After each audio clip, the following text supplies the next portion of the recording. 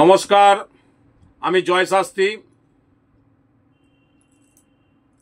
আজকের আপনাদের কাছে যে অনুষ্ঠানটি বলবো, শনিদেবের বক্রী হওয়ার জন্য কোন কোন রাশির ঘরে বাইরে, কোন কোন রাশি ঘরে বাইরে বিপদে পড়বেন।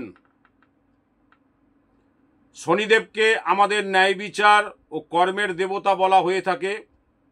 এই বছর 29শে মার্চ 2025 তারিখে শনিদেব কুম্ভ রাশি থেকে মীন রাশিতে গোচর করেছেন।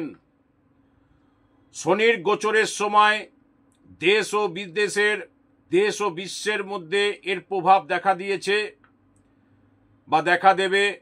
প্রায় 2.5 বছর ধরে শনিদেব এই রাশিতে অবস্থান করবেন। শনিদেবই একমাত্র গ্রহ যা আমাদের কর্ম অনুসারে ফল দেয়। শনিদেব 13ই জুলাই 2025 থেকে 28শে নভেম্বর পর্যন্ত প্রতিগামী হবেন।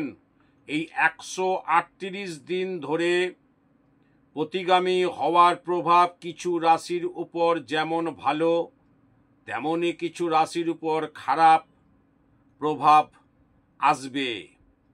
এখন দেখা যাক কোন কোন রাশির অনুযায়ী কেমন প্রভাব পড়বে শনিদেবের।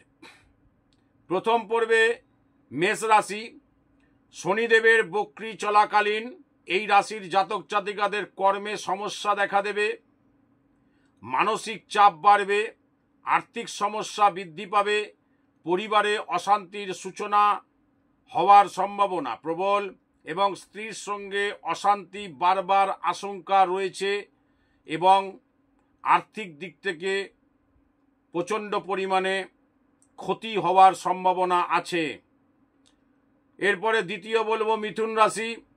শনিদেবের বক্রী হওয়ার জন্য মিথুন রাশির জাতক জাতিকাদের কর্মক্ষেত্রে প্রচুর পরিমাণে সমস্যা হতে পারে, প্রমোশন আটকে যেতে পারে, ব্যক্তিগত সম্পর্কের অবনতি হতে পারে, ভুল বোঝাবুঝি তৈরি হতে পারে তৃতীয় ব্যক্তির জন্য, কেরিয়ারে নতুন কোনো সুখবর আসবে না বলে মনে করা হচ্ছে। এরপরে বলবো তুলা রাশি। শনি বক্রী হওয়ার জন্য এই রাশির জাতক জাতিকারা বেশ কিছু অসুবিধার মুখে পড়তে চলেছেন। যাদের আদালতে মামলা মকদ্দমা চলছে তাদের সমাধান হতে দেরি হবে। পৈতৃক সম্পত্তি নিয়ে বিরোধের জটিলতা বাড়বে। বৈবাহিক সম্পর্কের চিড় ধরার সম্ভাবনা রয়েছে। কর্মক্ষেত্রে সহকর্মীর দ্বারা ক্ষতি হওয়ার সম্ভাবনা প্রবল। এরপরে বলবো ধনু রাশি। শনির বক্রী চলাকালীন এই রাশির জাতক জাতিকাদের বৈবাহিক সম্পর্কের অবনতি হতে পারে। ছোটখাটো ভুলের জন্য কর্মক্ষেত্রে ঊর্ধ্বতন ব্যক্তির সঙ্গে ভুল বোঝাবুঝি হতে পারে। কর্মের জায়গায় চাপ বাড়বে। যারা ব্যবসা করেন তাদের ব্যবসা ক্ষেত্রে ক্ষতির সম্ভাবনা রয়েছে এবং আর্থিক লোকসান সামলানো কঠিন হয়ে পড়বে। আজকের এই পর্যন্তই।